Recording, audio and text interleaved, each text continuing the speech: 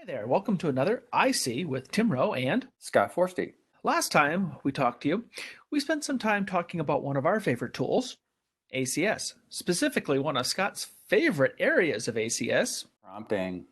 Yes, within our Run SQL scripts.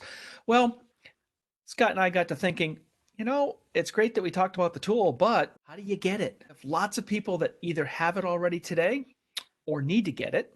It's really a tool for all users, Tim, but you got to stay current. Absolutely.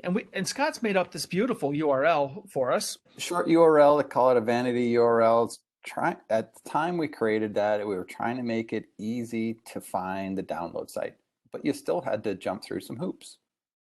Absolutely. And we've had people asking, can we make it even better? Yes, we might be able to ever get ACS through a PTF. Why would they want to? Yeah, I know. Who would ever want to do that?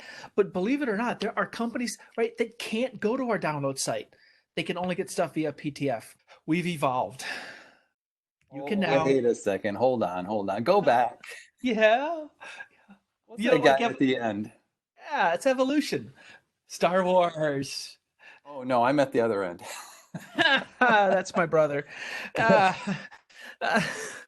So now we have PTFs that allow you to get the latest version 1183. We have PTFs for 7.2, 7.3, and 7.4.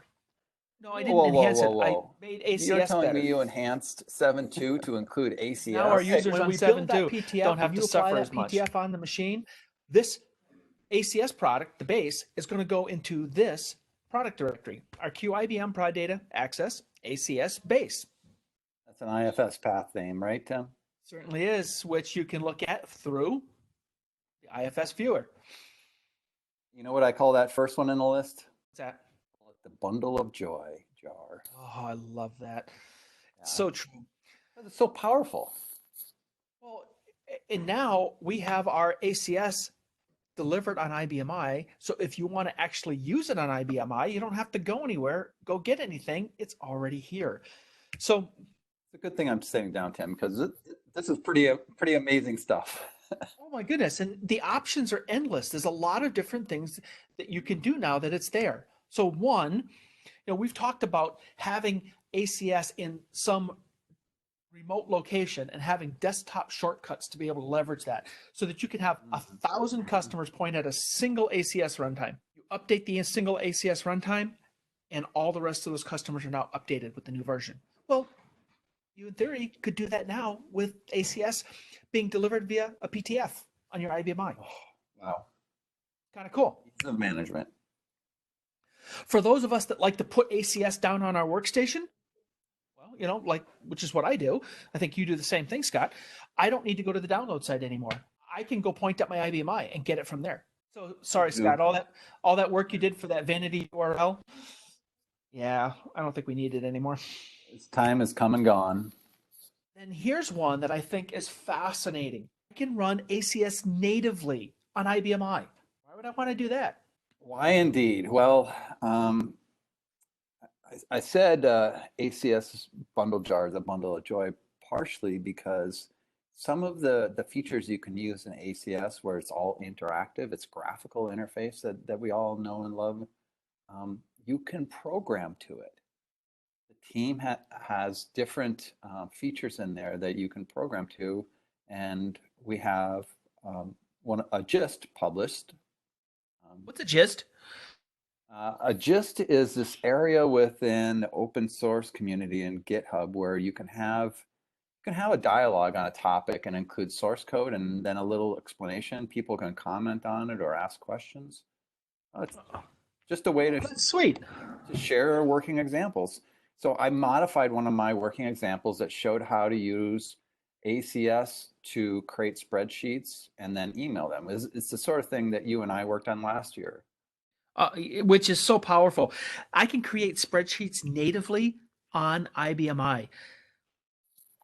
Even better, you can use SQL to create your own mini data mart of your favorite queries that you want to turn into spreadsheets and automate all this stuff.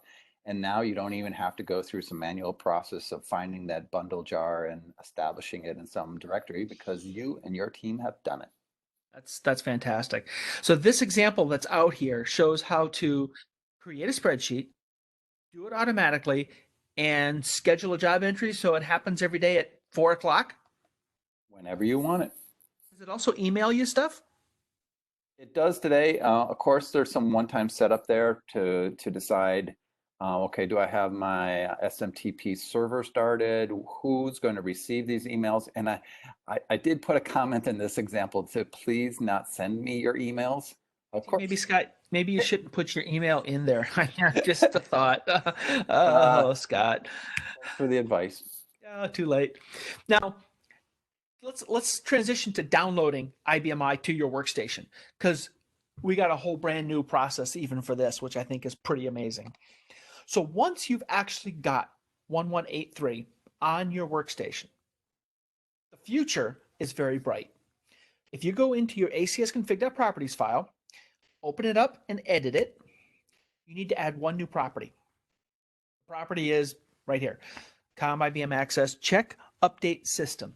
And then in blue, there's this thing called system name. You want to add the system name that has this PTF on it. That's your IBM I? That's your IBM I, correct. Okay. Once you've done that, now in the future, anytime you put on a new PTF or a new version gets added to that IFS location that you have specified, when I go click on check for updates, guess what's going to happen? Check for updates? Ha! Amazing. We're going to prompt you for a user ID to that system that you specified in that location.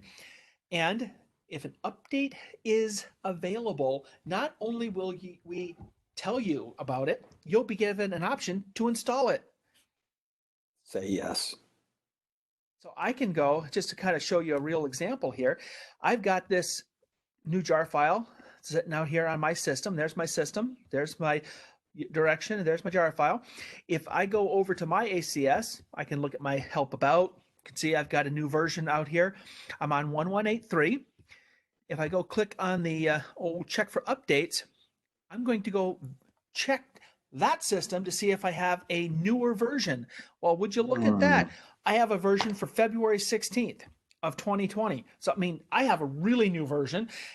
I can now go click install update, and it will download it from the IBM I and put it onto my workstation. Restart ACS, I'm done. Staying current just became simple. So it's a very cool new way of doing things. We really appreciate you spending some time with us.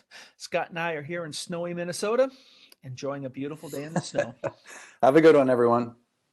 Thanks. Bye-bye.